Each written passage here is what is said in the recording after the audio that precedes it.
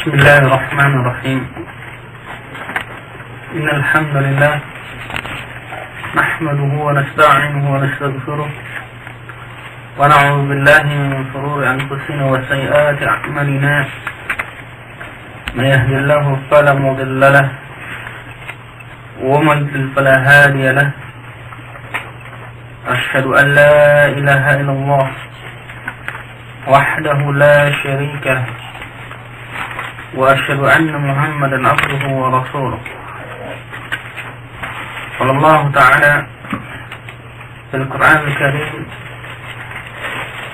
يا أيها الذين آمنوا اتقوا الله حق تقاته ولا تموتن إلا وأنتم مسلمون. يا أيها الناس اتقوا ربكم الذي خلقكم من نفس واحدة وخلق منها زوجها وبث منهما رجالا كثيرا ونساء واتقوا الله الذي تساءلون به والأرحام إن الله كان عليكم رقيبا. يا أيها الذين آمنوا اتقوا الله وقولوا قولا سديدا يصلح لكم أعمالكم ويغفر لكم ذنوبكم ومن يطع الله ورسوله فقد فاز فوزا عظيما. فإن خير الحديث كتاب الله وخير الهدي هدي محمد صلى الله عليه وسلم وشر الأمور محدثاتها فإن كل محدثات بدعة وكل بدعة ضلالة وكل ضلالة في النار. أما بعد. Masih hadis yang ke-34, hadis dari Abi Sa'id Al-Khudri radhiyallahu anhu qala: Sami'tu Rasulullah sallallahu alaihi wasallam yaqul man ra'a minkum munkaran falyughayyirhu bi yadihi fa in lam yastati' fa bi lisanihi fa in lam yastati' fa bi qalbihi wa dzalika 'adaful iman. Dari Abi Sa'id Al-Khudri radhiyallahu anhu qala: Aku pernah mendengar Rasulullah sallallahu alaihi wasallam mengatakan, barang siapa melihat di antara kalian satu kemungkaran, maka rubahlah dengan tangannya. Maka jika dia tidak mampu, maka dengan lisannya. Maka jika dia tidak mampu, maka dengan yang pertama, maka rubah dengan tangannya. Maka jika dia tidak mampu, maka dengan lisannya. Maka jika tidak mampu, maka dia rubah dengan hatinya. Wadzalika adaful iman. Sebagaimana sudah kita jelaskan tentang hukum ingkar munkar, mengingkari kemungkaran, bahwasanya di sana ada perkara-perkara yang kemungkaran yang harus kita ingkari, hukumnya fardu kifayah, ada yang hukumnya fardu ain. Ya, dan sudah kita jelaskan. Nah, ya, sebagai murajaah, apa itu yang hukumnya fardu kifayah? Jika di suatu daerah ada satu orang yang sudah belajar, maka gugur. Nah, yaitu merubah kemungkaran bagi orang yang mempunyai kemampuan untuk mengingkarinya. Ya, seperti misalnya ada suatu saat perkara-perkara yang masing-masing kaum muslim tidak bisa mengingkarinya, atau dengan merubahnya dengan tangannya, maka yang bisa hanya umara, maka jadi fardu kifayah. Yaitu kalau orang yang mampu sudah ada yang melaksanakannya, maka yang gugur kewajibannya. Dan ada yang fardu ain, yaitu wajib masing-masing untuk mengingkarinya. Ya, seperti kemungkaran yang ada pada keluarganya, kemungkaran yang ada pada temannya, atau pada istrinya. Dan sudah kita jelaskan. Kemudian pada hadis ini juga menjelaskan tentang bahwasanya iman itu yazid wa yanqus. Karena dikatakan pada akhir hadis ini wa dzalika ad'aful iman, yaitu fa illam yastati' fa biqalbi. Wa dzalika ad'aful iman, maka kalau dia tidak mampu untuk merubahnya dengan tangan atau lisannya, maka dengan hatinya. Dan itu adalah selemah-lemah iman. Nah, selemah-lemahnya keimanan. Menunjukkan bahwasanya orang yang bisa merubah kemungkaran dengan tangannya, maka dia datang dengan akmalul iman, kesempurnaan keimanan, tamul iman. Kemudian begitu juga dengan lisannya. Apabila seseorang dia mampu dengan tangan dan lisannya, maka ini lebih afdal atau lebih utama. Ya. Dan ketika dia hanya bisa dengan lisannya, maka ini pun sama sempurna keimanannya. Kemudian ketika hanya bisa merubah kemungkaran dengan hatinya, maka itu menunjukkan aqallul iman, iman sedikit atau imannya lemah atau imannya kurang. Maka di sini ada faidah dari kata-kata atau sabda Rasulullah SAW, fa illam yastati fa biqalbi wa dzalika adhaful iman. Ya, sesungguhnya maka jika dia tidak mampu merubah dengan tangan dan lisannya, hal itu adalah selemah-lemah iman. Ya, maka di sana adanya faidah dijelaskan inkar munkar bil qalbi. Ya, wajibnya mengingkari kemungkaran dengan hati. Ya, kalau inkar munkar dengan tangan dan lisan, ini hukumnya bisa fardhu ain, bisa fardhu kifayah. Ya, tentunya sesuai dengan kemampuan dia. Ya, bisa fardhu ain, bisa fardhu kifayah dengan lisan dan tangan. Misal, contohnya, kalau dia melihat kemungkaran pada istrinya, maka dia wajib fardhu ain untuk dia mengingkari kemungkaran yang ada pada istrinya, baik dengan tangan maupun lisannya, dengan kekuatannya. Ya, dan ada yang di sana fardhu kifayah, misalnya kita hidup dalam satu keluarga. Di sana dipimpin oleh bapak. Bapak mengerti tentang ilmu. Bapak belajar juga masalah ta'lim. Kemudian juga di sana kita belajar ta'lim, tahu suatu saat ada saudara kita yang berbuat kemungkaran, maka hukumnya fardu kifayah. Bisa bapaknya, bisa dia. Nah, kalau tidak dilakukan, dua-duanya tidak melakukan, maka berdosa seluruh keluarganya yang dia mengerti tentang permasalahan tersebut. Adapun mengingkari mungkar dengan hati, apa hukumnya? Apa hukumnya? Fardhu ain. Ya, masing-masing seseorang wajib mengingkarinya. Yang dikatakan oleh Nazim Sultan, la tasqutu mahma kanat, yang tidak boleh gugur kewajiban dia mengingkari kemungkaran dengan hatinya. Nah, qalbul ladzi la ya'rifu, maka dijelaskan di sini tentang pentingnya mengingkari kemungkaran dengan hati, walaupun itu menunjukkan adhaful iman, lemahnya keimanan dia.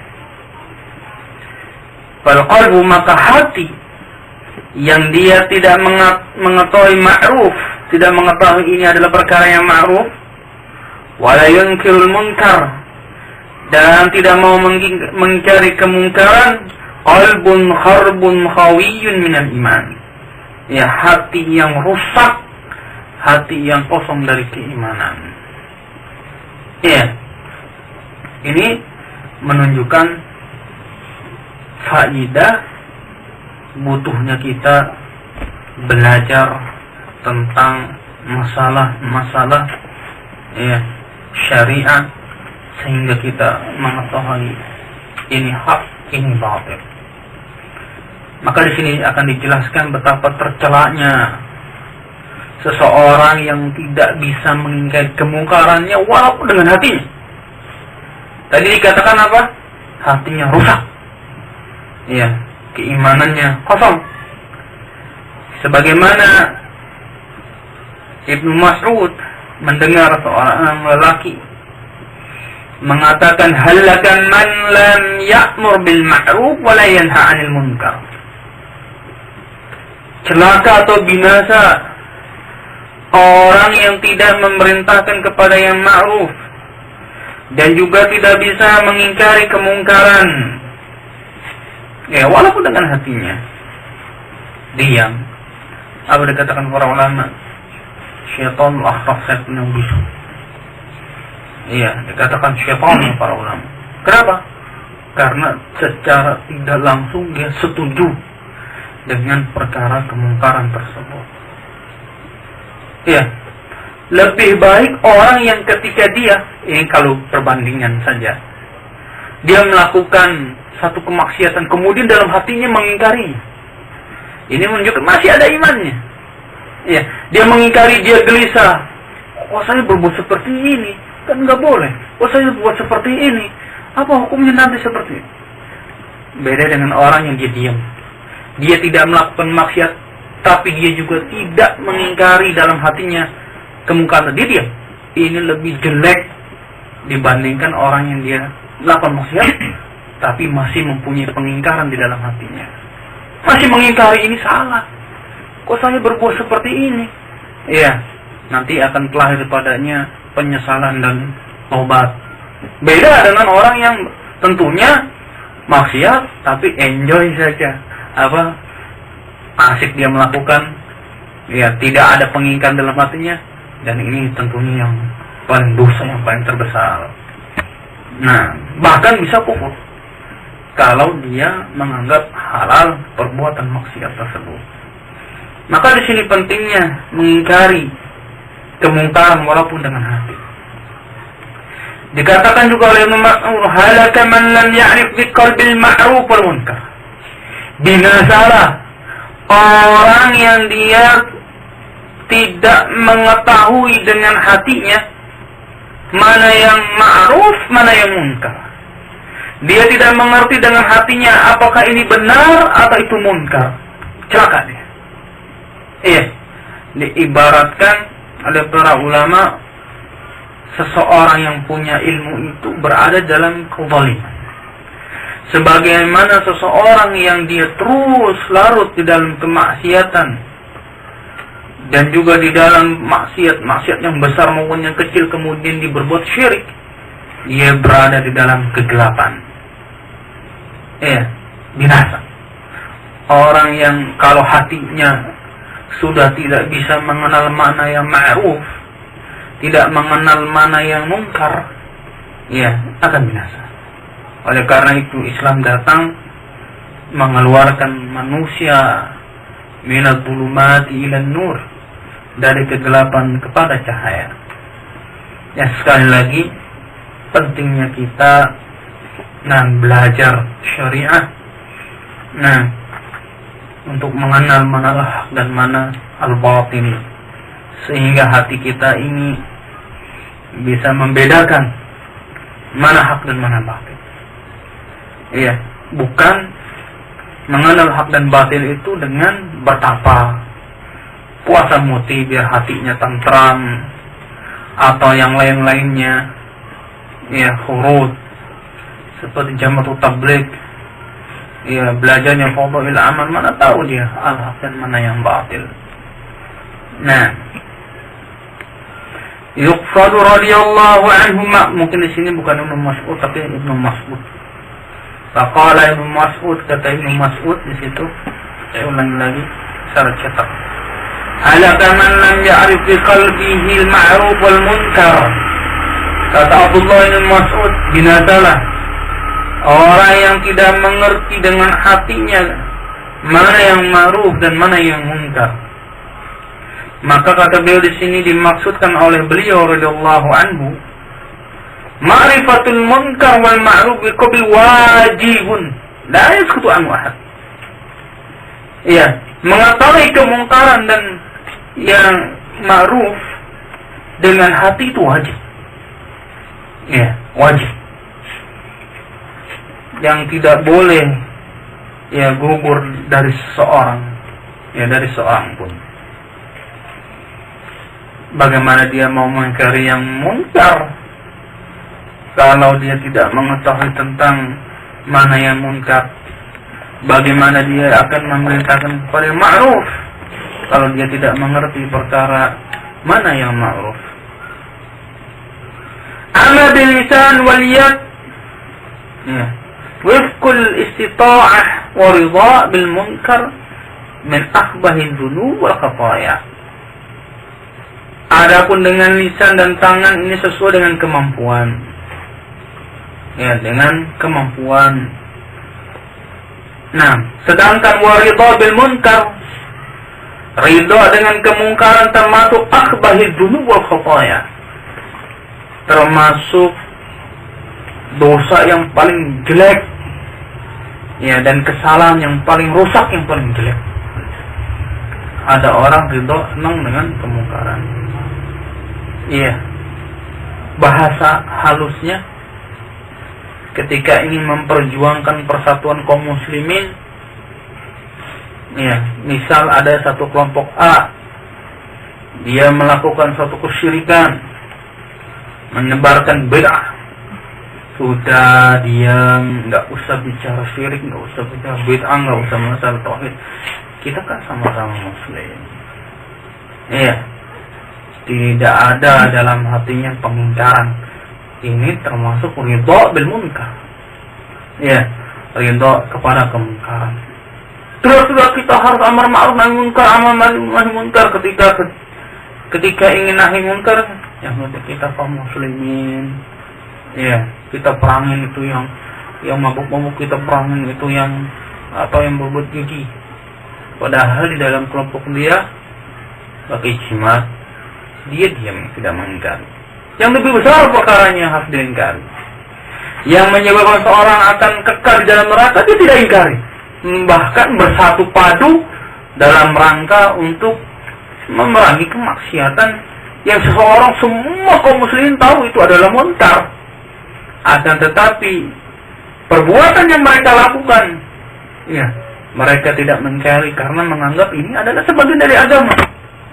Nah, bid'ah, mereka menganggap ini adalah sebagian dari agama.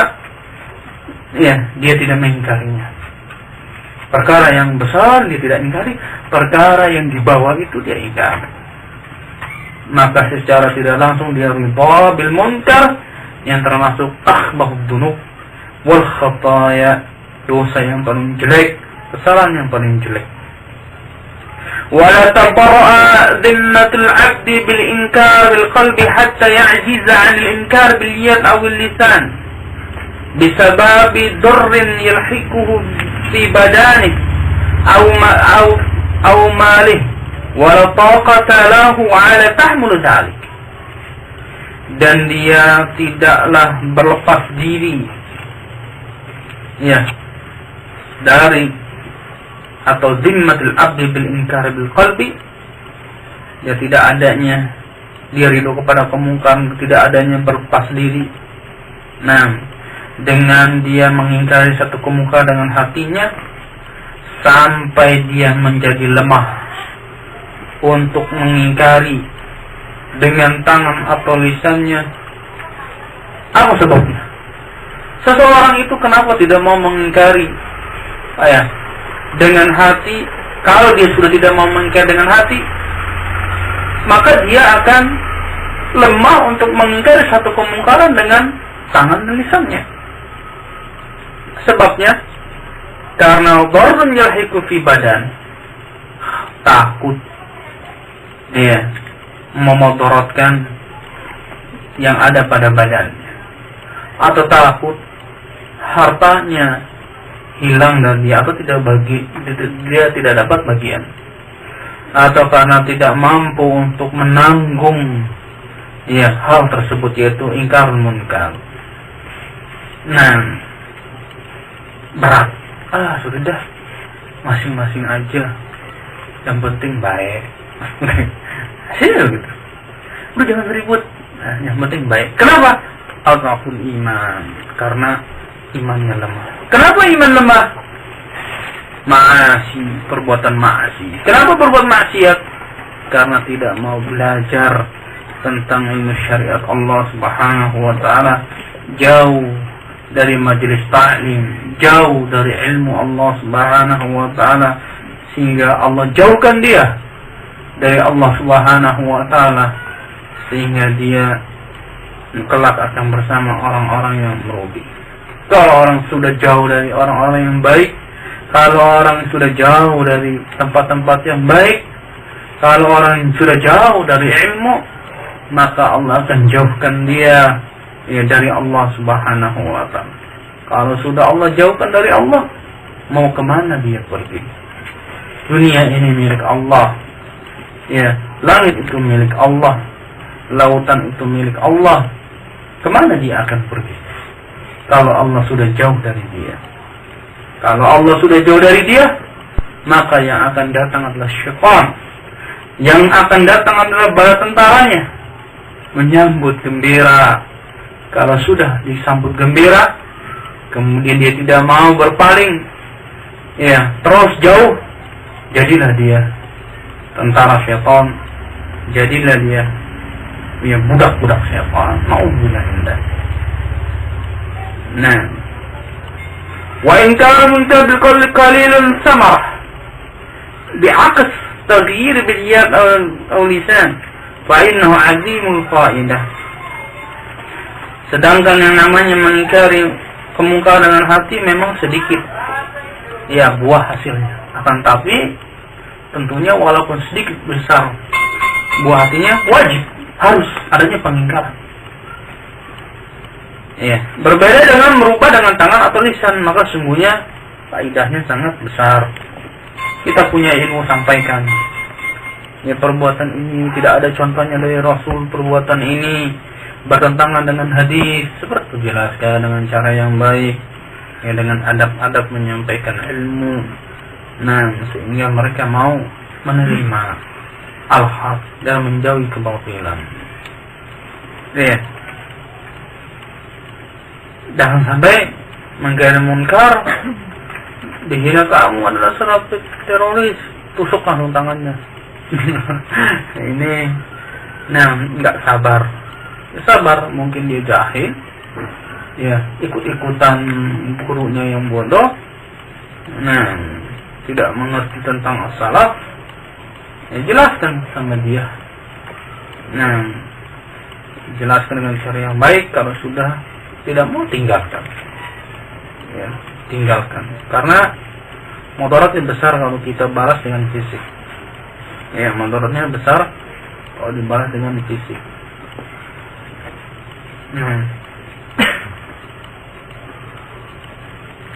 Kemudian ada salah pemahaman. Beliau jelaskan di sini ketika menafsirkan atau mengartikan ayat di dalam surah Al-Maidah ayat ke-105. Beliau jelaskan salah pemahaman kaum muslimin tentang ayat yang berbunyi ya ayyuhalladzina amanu alaikum anfusakum la yadurrukum man dhalla idza ihtadaitum. Wahai orang-orang yang beriman, wajib atas kalian, diri kalian, tidaklah akan memudaratkan kalian orang yang sesat kalau kalian mendapat petunjuk. Mereka pahami, berarti kalau begitu nggak usah ingkar munkar. Orang yang sesat itu nggak membahayakan kita kok. Kalau kita dapat petunjuk, sudah masing-masing. Dipahami begitu. Nah, wajib atas kita ya sudah, kita jalan sendiri, nggak usah sibuk ngurusin orang. Nah, akhirnya mereka berlepas diri, lemah, meremehkan dalam ingkar munkar. Maka ya, laqad qawwama Siddiq radhiyallahu anhu ya fahima haula.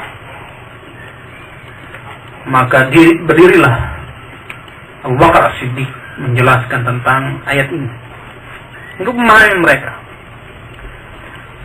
Beliau mengatakan, ya ayuhan nas, innakum taqra'una hadhil ayah wa tad'una ala ghairi mawadi'ihi iha alaikum anfusakum la yadurrukum man dhalla idza ihtadaitum. Wahai manusia, kalian membaca ayat ini, kemudian kalian letakkan maknanya bukan pada tempatnya. Ya alaikum anfusakum, wajib atas kalian, di diri kalian, tidak akan membahayakan kalian orang yang sesat kalau kalian mendapat petunjuk. Kemudian kalian pahami, untuk tidak melakukan ingkar munkar, sudah, kalau itu masing-masing, nggak membahayakan kok orang yang sesat itu. Bagaimana akhirnya? Ya, dewek-dewek sendiri-sendiri. Wa inna sami'na Nabi sallallahu alaihi wasallam yaqul, sesungguhnya kami mendengarkan Nabi sallallahu alaihi wasallam mengatakan, innan nasa idza ra'aw zalim alam ya'khudhu 'ala yadayhi aw shakka ya ummahumullahu bi'iqabimin. Kami mendengar Nabi sallallahu alaihi wasallam mengatakan, sungguhnya manusia kalau dia melihat satu orang yang melakukan kezaliman, kemudian dia tidak memegang tangannya. Artinya apa? Mencegah tangannya untuk jangan berbuat zalim. Khawatir Allah akan ratakan siksaannya dengan sebab satu orang yang melakukan kezaliman. Nah, ini pemahaman para sahabat. Lalu maksudnya apa ayat ini? Maksudnya, kata Imam Nawawi rahimahullah, pendapat yang benar menurut ahli tahqiq tentang makna ayat ini, maknanya adalah innakum idza fa'altum ma kalaftum bih ala yadurrukum tahsiru ghairukum. Itu maknanya. Jadi makna ya ayyuhalladzina amanu 'alaikum anfusakum la yadurrukum man dhalla idza tadaitum. Wahai orang-orang yang beriman, wajib atas diri kalian, tidak akan membahayakan kalian orang yang sesat kalau kalian mendapat petunjuk. Maknanya, kata Imam Nawawi rahimahullah, sesungguhnya kalian, apabila kalian melakukan perkara-perkara yang sudah dibebankan kepada kalian, diwajibkan atas kalian, maka tidak akan memudaratkan kalian peremehan orang-orang selain kalian yang tidak mau melakukan atau melakukan kewajiban seperti kalian. Itu maknanya. Maaf. Bukannya, kalau begitu udah nggak usah ingkar munkar. Dalilnya alaikum anfusakum, masing-masing nafsi. Apalagi bawa dalil lakum dinukum waliyadin, agama kamu. Loh, kita ini Muslim apa orang kafir? Lakum dinukum waliyadin, agama kita satu kok. Nah, seperti semakna dengan firman Allah Subhanahu wa taala, apa? Wala tajiru waziratu wizra ukhra, dan tidaklah dosa itu dipikul oleh orang lain. Dosa orang yang melakukannya, seorang yang melakukan dosa tidaklah dipikul dosanya dengan orang lain. Nah, wallahu a'lam bishawab. Isa jumlah. Kita cukupkan. Bismillahirrahmanirrahim. Alhamdulillahirabbil alamin. Wassalatu wassalamu ala nabiyyina Muhammadin wa ala alihi wa sahbihi ajma'in wa ba'd. Masih hadis yang berapa? Ya, 34. Masih tentang ingkar munkar. Tentang mengingkari satu kemungkaran. Nah, maka di sini perlu diperhatikan sebagai murajaah. Ketika kita sudah mengetahui tentang hukum ingkar munkar, kemudian juga mana ingkar yang wajib bagi setiap orang, mana ingkar munkar yang hanya bisa dilakukan orang yang tertentu saja. Nah, kemudian perlu diperhatikan juga ketika di dalam mengingkari kemungkaran, maka orang yang mengingkari satu kemungkaran, dia harus memperhatikan tentang mana ingkar mungkar yang sudah jelas-jelas bahwasanya itu adalah diterangkan dalam syariat kemungkarannya. Dia harus tahu, artinya dia harus berilmu, dia harus adil, dia harus bersikap lemah lembut. Dan juga sini dijelaskan sebagai pembahasan terakhir dari bab ini, ayakun al-amil qudwah lil akharin. Hendaknya orang yang memerintahkan kepada yang ma'ruf dan juga mengingkari kemungkaran adalah sebagai qudwah, suri teladan bagi yang lainnya. Tidak seperti yang dilakukan oleh hizbiyun. Ayo kita ingkar munkar. Nah, ayo kita memerintahkan kepada yang ma'ruf. Ketika dia nasihat lupa sampai sholat masih nyanyi bernasib bersenandung. Nah, atau yang lainnya masih demonstrasi. Mungkin kapan ini ada demonstrasi, teriak-teriak sampai waktu sholatnya habis. Nah, maka di sini hatta yuwafiqul amir fi muhimmatihi yajibu ala yakuna qudwatan lil akharin, sampai dia mencocoki apa yang dia perintahkan di dalam satu kepentingannya. Dia wajib untuk menjadi sultan bagi yang lainnya. Fa idza amara bil ma'ruf kana awwalu mumtathilina lah. Kalau dia memerintahkan sesuatu yang ma'ruf, maka dia harus pertama kali yang melakukannya. Wa idza naha 'anil munkar, dan kalau dia melarang dari satu kemungkaran, kana min ab'adi atau man ab'adun nasi an, maka jadilah dia seharusnya orang yang paling atau manusia yang paling jauh dari kemungkaran yang dia tadi ingkari. Sekarang coba kita perhatikan, dia mengingkari jangan mabuk-mabuk. Setelah pulang dari mengingkari kemungkaran, dia pulang mabuk juga, karena yang mengingkari juga preman-preman. Dia dikumpulkan preman-preman, gerbek perjudian. Nanti kalau sudah bulan Ramadan selesai, dia menjadi juga.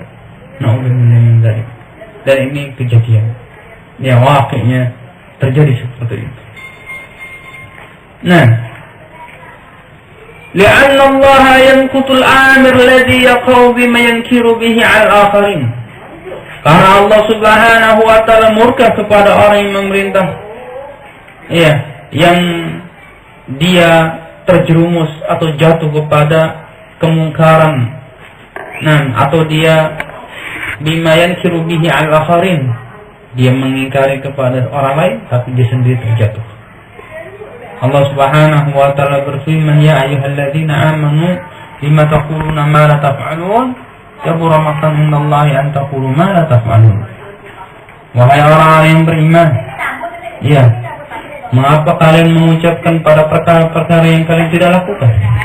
Sangat besar kemurkaan di sisi Allah kalian mengucapkan satu perkara yang kalian tidak melakukannya.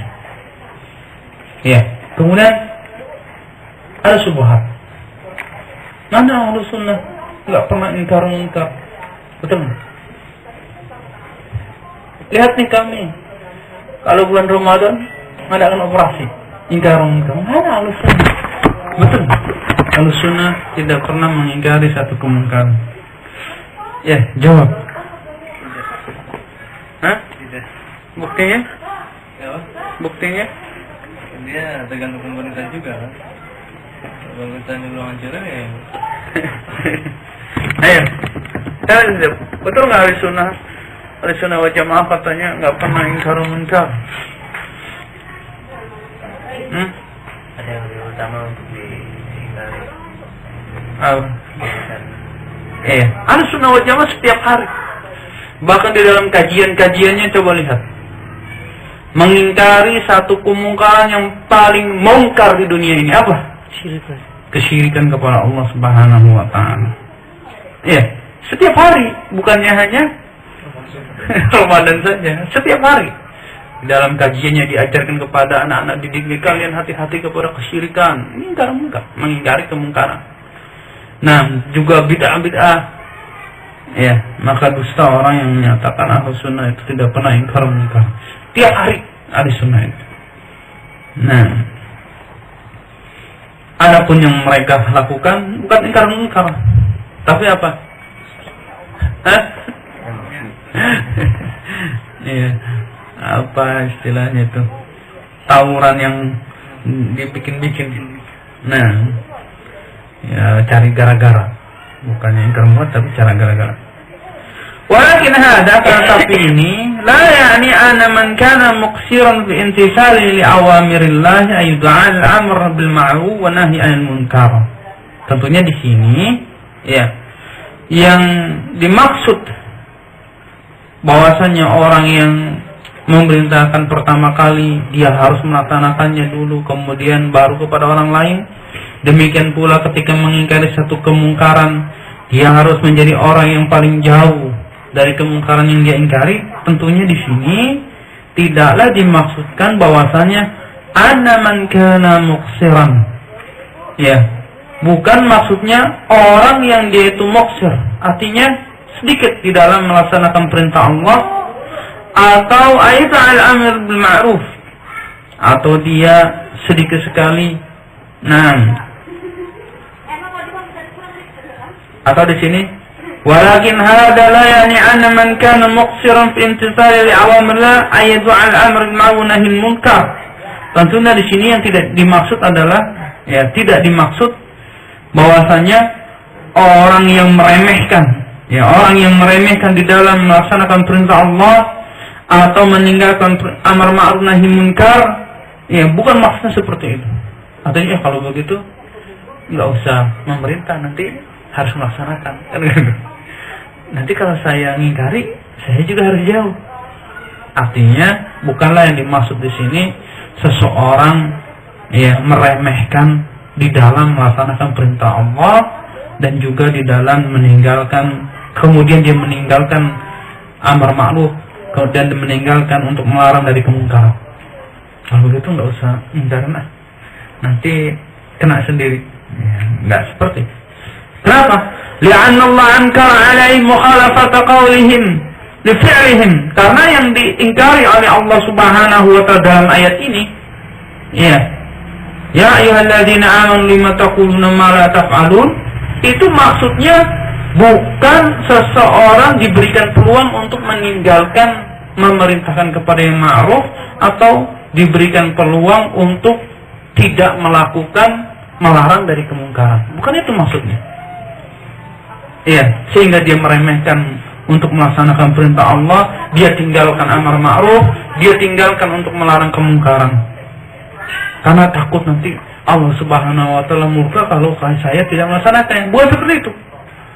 Karena yang diingkari oleh Allah Subhanahu wa ta'ala adalah orang yang menyelisih ucapannya dari perbuatannya.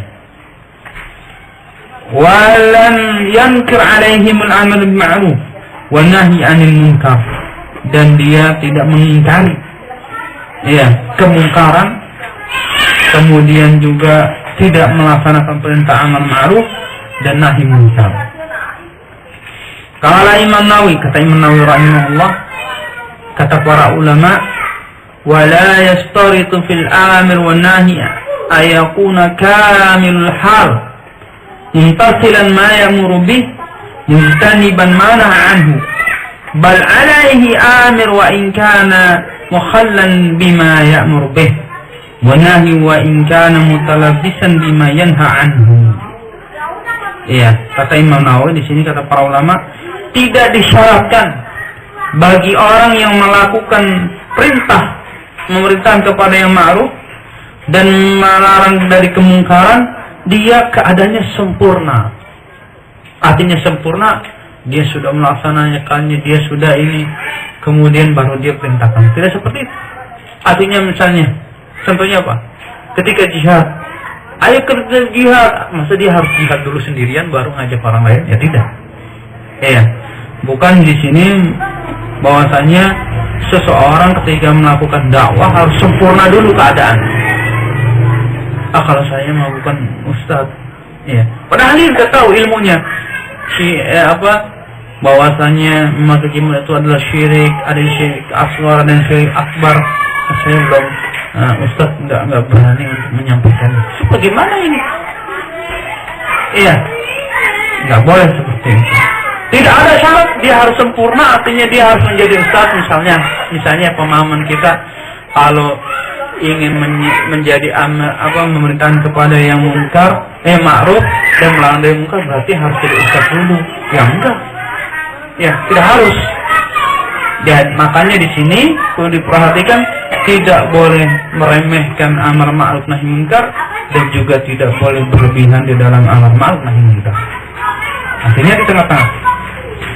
Ketika dia punya tahu ilmunya disampaikan. Ketika dia tahu bahwasanya itu perkara yang dilarang, dia mampu, punya kemampuan, dia lakukan. Ya, karena sudah semua yang alim, ya, itu bisa mengingkari satu kemungkaran. Bisa jadi ada orang yang dia tidak alim, tapi dia tahu ilmunya, diberitahu ilmunya, dia bisa melaksanakan atau mencegah kemungkaran. Contohnya apa? Siapa contohnya? Umar nggak tahu ilmunya. Ulama tahu ilmunya. Karena para Umar lebih kuat, ulama tidak bisa. Ulama hanya bisa memperingati, mengingkar dengan semampunya dengan lisannya. Tapi yang bisa dengan tangannya siapa? Pemerintah. Nah, jadi di sini nggak mesti yang memerintahkan kepada yang ma'ruf dan mencegah kemungkaran harus orang yang sempurna keadaannya di dalam melaksanakan apa yang diperintah dan di dalam menjauhi apa yang dia larang. Bahkan dia memerintah walaupun dia terlepas terkadang belum melaksanakan apa yang dia perintahkan. Ya, contohnya misalnya apa? Yang mampu pergi haji, ayo pergi haji. Sekarang dia usaha sendiri nggak pergi haji, ya nggak ada uangnya. Atau misalnya contohnya lain, ya misalnya seorang ustaz mengajarkan tentang ta'adud, poligami, ayo kalian poligami yang mampu. Ustaz sendiri aja belum, ya nggak bisa seperti itu. Nah, ya tidak mesti dia harus keadaannya sempurna, harus 8 dulu. Nah, paham ya?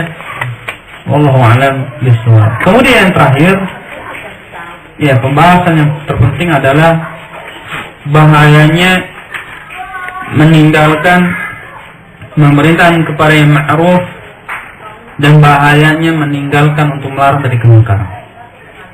Di antaranya di sini dijelaskan oleh beliau, idza qassara al-muslimun hukaman wa mahkumin bihadhihi al-muhimmah sya'at al-fahishah wa amat radilah wa tasallut al-fujar 'ala al-akhyar wa yasbahu al-haqqu batilan wal batilu haqqan.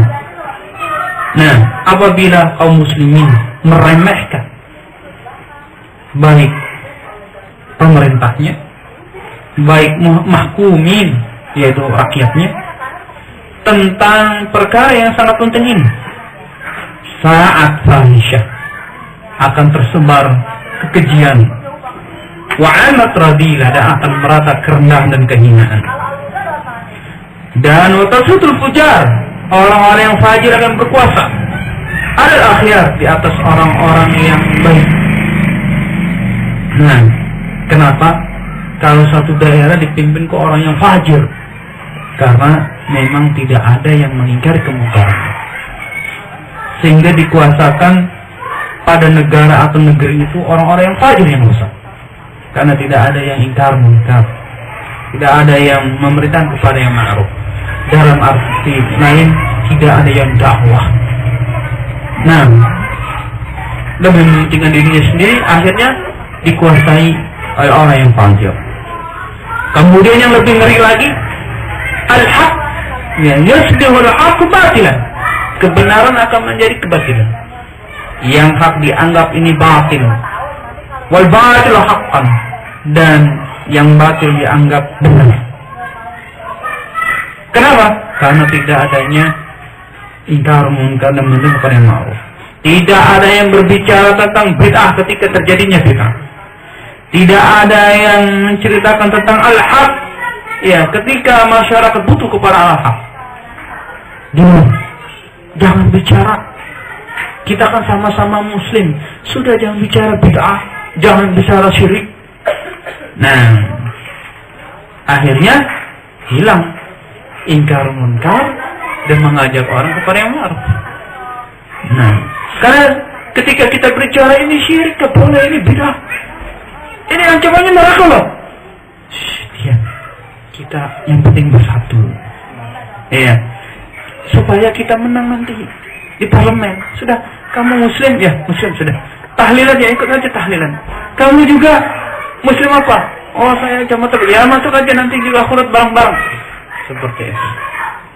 Nah, akhirnya tidak ada ingkar munkar, maka yang hak menjadi batil, yang batil menjadi hak. Nah, ini yang mengerikan. Maka di sini faedahnya, ya ikhwan, butuhnya yang para da'i. Nah, Ahlus Sunnah wal Jamaah. Kalau dibandingkan da'i-da'i yang menyuruh kepada abwab jahannam, banyaknya luar biasa. Sedangkan yang menyeru kepada ya kebenaran itu sedikit. Oh, banyak yang kiamat, sedikit itu, sedikit sekali. Nah, dibandingkan orang-orang yang menyeru kepada kebatilan. Nah, dan memang kalau kita ikhlas, ya, kemudian kita mau belajar, nah Allah Subhanahu wa Ta'ala bisa saja mengangkat derajat kita menjadi para da'i ilallah. Nah, yang siap bertempur di medan tempur, ya, baik membahas syubhat maupun dalam membimbing masyarakat. Nah, sangat kurang sekali da'i yang menyuruh kepada Allah, ya, yang kita jumpai kadang menyuruh kepada dirinya pribadi, atau menyuruh kepada partainya, atau menyuruh kepada kelompok-kelompoknya, atau menyuruh kepada pemahaman syiah. Maka butuhnya para da'i yang berikhlas, yang menyuruh kepada Allah. Maka disebutkan di sini tentang bahayanya di antaranya di sini tardu min rahmatillah kama tardallahu al-kitab min rahmatih. Allah akan menjauhkan satu kaum yang meninggalkan amar ma'ruf nahi munkar dari rahmat Allah, sebagaimana Allah jauhkan ahlu kitab dari rahmat Allah ketika mereka meninggalkan perkara yang sangat penting, yaitu mereka tidak mau ingkar munkar atau menentang kepada yang ma'ruf. Nah, dijauhkan dari rahmat Allah Subhanahu wa Ta'ala. Kalau sudah dijauhkan dari rahmat Allah, gimana? Ya. Sedangkan seseorang bisa melaksanakan ketaatan, bisa seseorang itu dimudahkan Allah melaksanakan ketaatan, kemudian dimudahkan masuk surga, itu karena rahmat Allah. Sekarang sudah dijauhkan dari rahmat Allah, mau kemana dia akan berada? Allah Subhanahu wa Ta'ala berfirman, la'ana alladziina kafaru min bani Israil ala lisani Daud wa Isa ibn Maryam dzalika bima 'asaw wa kanu ya'taduna wa kanu la yatanahuna 'anil munkar fa'alu labisa ma kanu yaf'alun. Fa'alu. Ya, laknat. Apa yang maksudnya laknat? Yaitu diusir, dijauhkan dari rahmat Allah Subhanahu wa taala. Orang-orang yang kafir dari kalangan Bani Israel melalui lisannya Daud dan Isa ibnu Maryam. Hal tersebut ketika mereka bermaksiat, kemudian mereka melampaui batas, kemudian mereka tidak mau mencegah dari kemungkaran yang mereka lakukan, tidak ada. Maka labi'sa ma kanu yaf'alun, sangat jelek apa yang mereka lakukan. Kemudian yang kedua, halak di dunia, ya, binasa di dunia. Orang yang tidak ada, kalau ditinggalkan amar ma'ruf nahi munkar, binasa di dunia. Sebagaimana ya digambarkan oleh Rasulullah SAW seperti satu kaum yang berada di sebuah perahu. Masalul qaim ala hududillah wal waqi fiha kamathali qaumin istahammu ala safinah. Ya, permisalan al-qaim yang dimaksud dengan qaim di sini kata Imam Nawawi adalah orang yang mengingkari ya kemungkaran itu, menjaga hak-hak atau batasan-batasan Allah, wal waqi fiha, dan yang terjadi padanya seperti satu kaum yang mereka saling terikat di atas sebuah kapal laut. Asaba ba'duhum a'laha wa ba'duhum asfalaha. Ya, yang sebagian lagi dan sebagiannya saling terkait. Kalau satu tertimpa semua. Yang atas yang bawah kena semuanya. Seperti sini ka'anal ladzina fi asfaliha idza istaqaw min al-ma' maru 'ala min fawqihim faqalu law ana kharaqna binasibina kharaqan wa lan nu'addi min fawqina wa yatrukuhum wa ma aradu halaku jami'an wa in akhadhu 'ala aydihim naju wa naju jami'an. Seperti misalnya ada orang yang di bawah kapal itu yang dia hendak melubangi kapal itu. Iya. Kalau dilubangi tentunya air akan lewat. Maka si orang ini yang di bawah lewat, kapannya saya bolongi, kapannya akan saya bolongi, kapannya akan saya bolongi. Kemudian tidak ada yang mencegahnya.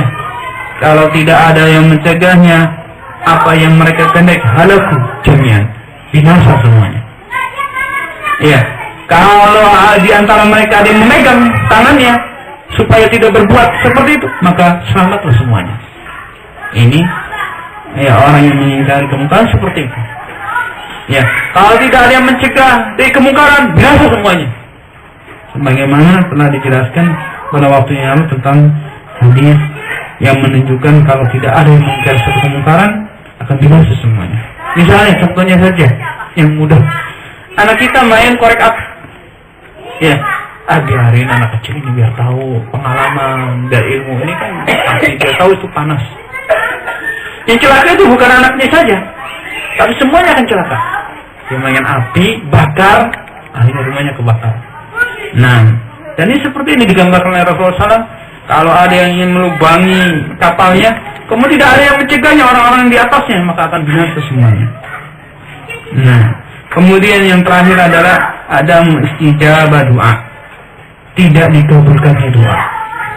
Ya, tidak dikabulkannya doa.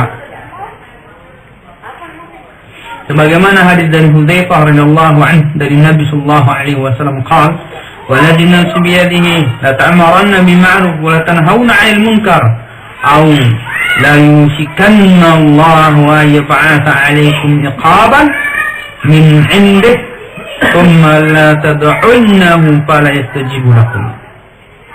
Dan demi zat yang jiwaku berada di tangannya, sungguh kalian memerintahkan kepada yang ma'ruf, dan sungguh kalian harus melakukan mencegah dari kemungkaran. Kalau tidak, Allah Subhanahu wa ta'ala akan membangkitkan kalian iqaban, yaitu siksaan, maksudnya di sini adalah bala dari sisi Allah.